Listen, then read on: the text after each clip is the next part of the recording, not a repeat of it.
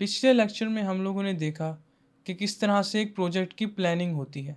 यानी एक प्रोजेक्ट का आइडिया जनरेट होता है, उसको ब्रेनस्टॉर्म किया जाता है ग्रुप मेंबर्स के बीच में। इस लेक्चर में हम लोग फोकस करेंगे कि अब प्रोजेक्ट क्रिएट कैसे होगा। यानी जो आइडिया आप लोगों ने फाइनलाइज कर लिया है, अब उस आइडिया की क्रिएशन कैसे होगी, उसको किस तरह से, किन स्टेप्स को फॉलो करके रियलिटी की तरफ ले जाया जाएगा। प्रोजेक्ट क्रिएशन के 4 स्टेप्स होते हैं: प्री प्रोडक्शन, प्रोडक्शन और पोस्ट प्रोडक्शन, और फिर फाइनलाइजेशन ऑफ द प्रोडक्ट। सबसे पहला जो स्टेप होता है वो होता है प्री प्रोडक्शन का स्टेप। ये वो स्टेप है जिसको हम लोगों ने पहले भी डिटेल में स्टडी किया है। यानी जो भी आप लोगों ने आइडिया क्रिएट किया है वो सारा कुछ प्री प्रोडक्शन में होता है। प्री प्रोडक्शन में ही सोच लिया जाता है कि हमें इस प्रोजेक्ट के लिए ये चीज़ें चाहिए होंगी, ये लोग चाहिए होंगे, इस प्रोफेशन के लोग चाहिए होंगे, और इस तरह से आप लोग एक पूरा सेट जो है वो क्रिएट करते हैं। तो उसकी पूरा एक आइडिया लिखा जाता है प्री प्रोडक्शन के अंदर। प्री प्रोडक्शन में पहले ही लिख लिया जाता है कि इतना इतना सामान हमें दरकार होगा, ये लोग हमें चाहिए होंगे, और इसका जो बजट है वो ये होगा। इस तरह से प्री प्रोडक्शन के अंदर हम लोग अपना पूरा जो एक इरादा करना है प्रोडक्शन से पहले, वो उसको हम फाइनलाइज कर लेते हैं। चाहे वो मैनेजमेंट हो, चाहे वो क्रिएटिव टीम हो, चाहे वो हमारे फोटोग्राफर्स हों, एडिटर्स हों, उन सब को बिठाकर मिलाकर एक लिस्ट, एक ब्लूप्रिंट जो है वो तैयार कर लिया जाता है। और उस ब्लूप्रिंट को बहुत ध्यान से तैयार किया जाता है, क्योंकि बाद में एक दफ़ा अगर आप लोगों ने कोई भी बजट डिसाइड कर लिया है तो बाद में उसको बार बार तब्दील करना और बार बार फिर नए लोगों को लेकर आना, शामिल करना, ये बहुत ही मुश्किल हो जाता है। तो इसीलिए प्री प्रोडक्शन एक बहुत ही ज़रूरी स्टेप होता है किसी भी प्रोजेक्ट में आगे बढ़ने के लिए। दूसरा जो ज़रूरी स्टेप होता है वो होता है अब हमारा मेन स्टेप, जो कि है प्रोडक्शन का स्टेप। प्रोडक्शन का स्टेप ही वो स्टेप है जिसके अंदर आप लोग अब जो जितना भी कुछ आपने सोचा हुआ है उसके पुर्ज़ों को इकट्ठा करके आप सेट पर लेके आना शुरू कर देंगे, नहीं तो डिजिटल वर्ल्ड में लेके आना शुरू कर देंगे। अब आप अपने रेफरेंसेस को इकट्ठा करके एक जगह ले आएंगे। कोई भी ड्राइंग शुरू करने से पहले अपना जो जितना भी एसेट है उसको इकट्ठा कर लेंगे। तो ये होगा प्रोडक्शन का स्टेप। प्रोडक्शन का जो स्टेप होता है उसके अंदर अगर एक बात की जाए कि एजेंसी में प्रोडक्शन का स्टेप क्या होगा, तो उसके अंदर एक इनपुट चाहिए होगा, मेन इनपुट जिसे कहते हैं हम लोग। वो इनपुट जैसे किसी मॉडलिंग की एजेंसी में या किसी घड़ी को मैन्युफैक्चर करना है, उसकी ऐड बनानी है, या फिर कोई ऑटो मैन्युफैक्चरिंग कंपनी है, तो इसके अंदर दो तरह से हमारा जो मेजर चीज़ का जो कॉन्सेप्ट है, जो मेजर चीज़ का जो विजुअल है, मेजर विजुअल, उसको कैसे लाना है, वो या तो फोटोग्राफी होगी या फिर सीजीआई से उसको क्रिएट किया जाएगा। फोटोग्राफी जो कि कई सालों से चलता आ रहा एक तरीका है फोटोग्राफी, जिसके अंदर हम लोग एक चीज़ की तस्वीर लेते हैं और वो कैमरा में एक मैथमेटिकल लैंग्वेज में आकर रॉ फाइल के ज़रिए सेव हो जाती है कैमरा के सेंसर के ज़रिए। वो हमारा फोटोग्राफी का मेथड है, यानी बिल्कुल एक नेचुरल चीज़ जो है वो हमारे सामने आ जाती है। दूसरा जो मेथड होता है वो होता है सीजीआई का मेथड। सीजीआई मतलब कंप्यूटर जनरेटेड इमेजेस। ये हमारा 3D मॉडलिंग का मेथड है, जिसको हम लोग या तो ब्लेंडर से, माया से, सॉलिड वर्क्स से, किसी भी सॉफ्टवेयर के ज़रिए हम लोग जो है वो इस विजुअल को आर्टिफिशियली अरेंज करते हैं। यानी मोस्टली जो वॉचेस की जो कमर्शियल्स होती हैं उनके अंदर ओरिजिनल तस्वीर नहीं होती, उसके अंदर एक 3D मॉडल होता है जिसको बिल्कुल एक ओरिजिनल वॉच की तरह दिखाया गया होता है, जो कि बहुत ही पॉलिश्ड होता है। तो वो एक CGI का मेथड है। अब why will you prefer CGI and why will you prefer photography, ये सवाल हो सकता है। तो फोटोग्राफी का CGI के ऊपर जो सबसे बड़ा जो फ़ायदा है वो ये है कि फ़ोटोग्राफी के अंदर आपको बिल्कुल एक नेचुरल डिटेल मिल जाती है। कोई भी चीज़ जिसके अंदर आपको एक बहुत ही नेचुरल डिटेल चाहिए है, चीज़ की बारीकियां चाहिए हैं, तो उसके लिए आप डेफिनेटली फ़ोटोग्राफ़ी को चूज़ करेंगे। फ़ोटोग्राफ़ी को चूज़ करने के लिए आप लोग, जैसे आप लोग किसी फूड कैंपेन की बात कर रहे हैं, जैसे खाने पीने की अशिया की कमर्शियल्स होती हैं, तो उसके अंदर फ़ोटोग्राफ़ी को प्रेफ़र किया जाता है। क्यों? क्योंकि 3D मॉडल्स जो हैं, वो शायद उन खाने वाली चीज़ों का जो एक टेक्सचर है, उसको सही तरह से नहीं बना पाएँगे।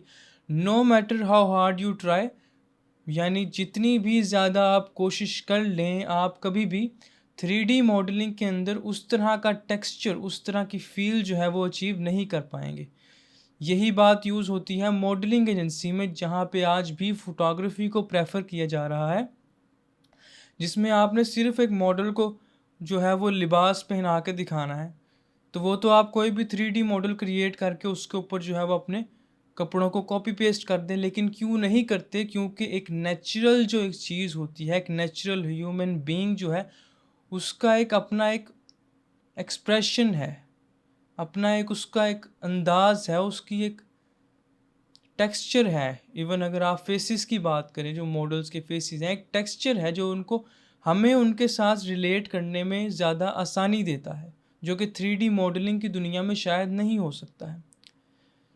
यहाँ पे एक फ़र्क को देखना ज़रूरी है कि जब आप लोग फ़ोटोग्राफ़ी करते हैं, तो उसके अंदर फ़ोटोग्राफ़ी एक रफ़ प्रोसेस होता है, यानी उसके अंदर जो है वो थोड़ी सी ख़राबियाँ, ख़ामियाँ होती हैं। जैसे हर मॉडल के चेहरे पे कोई ना कोई ख़राबी होती है, जिसको बाद में जो है वो क्लीन किया जाता है, पॉलिश किया जाता है, साफ़ किया जाता है। यानी एक डर्टी सा एक लुक होता है, एक रफ़ लुक होता है, उसको साफ़ किया जाता है, ये फ़ोटोग्राफ़ी में होता है। सीजीआई में इसका बिल्कुल उलट होता है। सीजीआई में जो आपकी क्रिएशन होती है वो बहुत ही क्लीन और पॉलिश्ड होती है, उसको बाद में खुद रफ़ किया जाता है। यानी उसके अंदर खुद फिर स्क्रैचेस ऐड किए जाते हैं, रफनेस और थोड़ा-सा मेस बनाया जाता है, ताकि वो सीजीआई जो है वो असली लगे। जबकि फ़ोटोग्राफ़ी में मेस को क्लीन किया जाता है और सीजीआई में ऐड किया जाता है, तो ये इन दोनों का एक डिफ़रेंस है।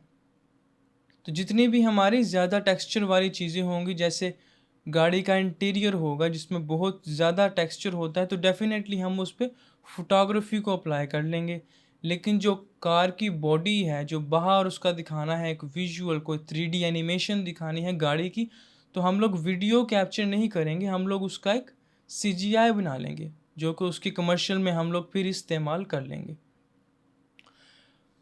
तो कोई भी प्रोजेक्ट बन रहा हो तो उसको गौर करें इस बात पे कि फ़ोटोग्राफ़ी भी यूज़ होगी और सीजीआई भी यूज़ होगा। एक बेहतरीन प्रोजेक्ट की अगर बात करें उसकी स्पेसिफ़िकेशंस की, तो उसके अंदर डेफ़िनेटली एक फ़ोटोग्राफ़र भी टीम में होगा और एक सीजीआई यानी 3D आर्टिस्ट भी हमारी टीम में मौजूद होगा। यानी वो चीज़ें जो रियल लाइफ़ में एग्ज़िस्ट नहीं करती हैं। आपका जो मॉडल है, आप किसी नूडल्स की कमर्शियल को देख लें, तो आपका जो इंसान है वो तो आप वीडियो से प्रोड्यूस कर रहे हैं, लेकिन उस नूडल्स के फ्लेवर की जो वो मिर्ची सी है, 3D मॉडल है, उसका एक चेहरा है, मिर्च का भी चेहरा बनाया हुआ है, तो वो सीजीआई है। तो आप उन दोनों को कंबाइन करके एक कंबाइंड सिनर्जी बना रहे हैं, एक बाहमी इश्तराक जो है वो कायम कर रहे हैं। प्रोजेक्ट क्रिएशन का ये हमारा दूसरा स्टेप है, प्रोडक्शन का स्टेप। तीसरा जो हमारा स्टेप है वो है पोस्ट प्रोडक्शन का स्टेप। यानी पोस्ट प्रोडक्शन में आकर अगर किसी तस्वीर की बात की जाए, तो हमारा जो पोस्ट प्रोडक्शन होगा वो हमारा फ़ोटोशॉप में होगा। यानी जो हमने फाइनल एडिट्स जो तस्वीर को देने हैं, वो हमारा पोस्ट प्रोडक्शन का टाइम होगा, जिसके अंदर हम लोग उसको बिल्कुल क्लीन करेंगे। कहीं पे रोशनी कम है, वहाँ से रोशनी जो है वो हम वहाँ पे ऐड कर लेंगे। कहीं पे ग्लेयर नहीं है, कहीं पे शाइन नहीं है, तो वो शाइन हम डिजिटली क्रिएट कर लेंगे। ये होगा एक फ़ोटो के साथ। लेकिन अगर कोई वीडियो है, कोई कमर्शियल है, तो हम उसको फ़ोटोशॉप नहीं, बल्कि हम उसको शायद आफ्टर इफ़ेक्ट्स में ले जाएँगे। अगर हमें कहीं पे कोई धुएँ का इफ़ेक्ट चाहिए था, कोई फ़ास्ट मूवमेंट का इफ़ेक्ट चाहिए है, इसी तरह से बहुत से और इफ़ेक्ट्स हैं, और वो इफ़ेक्ट्स हमें चाहिए हैं, तो हम लोग क्या करेंगे, आफ्टर इफ़ेक्ट्स में ले जाएँगे और वहाँ जाके उस वीडियो में इफ़ेक्ट्स ऐड करेंगे। ये हमारा है पोस्ट प्रोडक्शन का मेथड, जहाँ पे हम लोग बिल्कुल उसको एक फाइनल और एक पॉलिश्ड लुक देंगे अपने प्रोजेक्ट को। तो ये भी एक बहुत ज़रूरी एक प्रोसेस होता है। और हमारा जो ये कोर्स है ये सारा का सारा ये पोस्ट प्रोडक्शन के ऊपर ही होगा, लेकिन हम लोग इसके अंदर प्रोडक्शन को, फोटोग्राफी के एस्पेक्ट्स को भी ज़रूर डिस्कस करेंगे। तो ये हमारा पोस्ट प्रोडक्शन का मेथड है। जो फाइनल जो हमारा मेथड होगा, जो कि हमारी फाइनलाइजेशन ऑफ द विजुअल होगी, फाइनलाइजेशन ऑफ इमेज होगी। हम लोग जो है वो अपने प्रोजेक्ट को यहाँ पे एंड करेंगे। जब प्रोजेक्ट को एंड करना है तो अब ये ज़रूरी होगा कि ये प्रोजेक्ट कहाँ पे शो हो रहा है।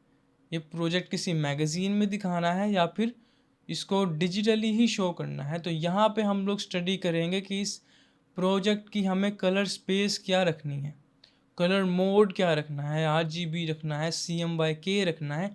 साइज़ को भी डिस्कस करेंगे कि आया कि ये कोई पोस्टर का साइज़ है या फिर एक बहुत बड़े बैनर का साइज़ है।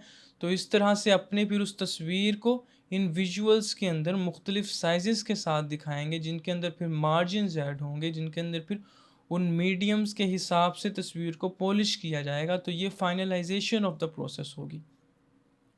तो इस तरह से हमारा एक पूरा प्रोजेक्ट क्रिएशन का मेथड ऊपर से लेके आखिर तक जो है वो चलता है।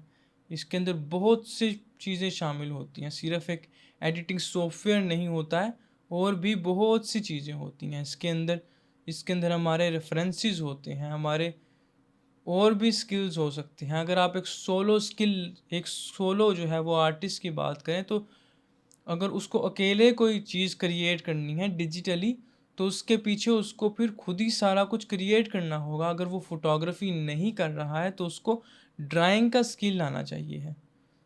तो अगर उसके पास कोई दूसरे साथी नहीं है तो ये सारे स्किल्स उसको खुद अकोमुलेट करने होंगे, खुद अपने अंदर लाने होंगे, जिनके ज़रिए वो आखिर में एक अच्छा जो है वो एक तस्वीर, एक मंज़र जो है वो बना सकेगा, जो कि देखने वाले को मुतासिर करेगा, या फिर देखने वाले तक उसका जो मैसेज है, डिज़ायर्ड मैसेज, उसको इंतहाई अच्छे तरीके से कन्वे कर सकेगा। आज के लेक्चर में हम लोग इसको टॉपिक को ख़त्म करते हैं, और नेक्स्ट लेक्चर में हम लोग अब फ़ोटोशॉप की तरफ जाएंगे और उसको डीपली स्टडी करना शुरू करेंगे।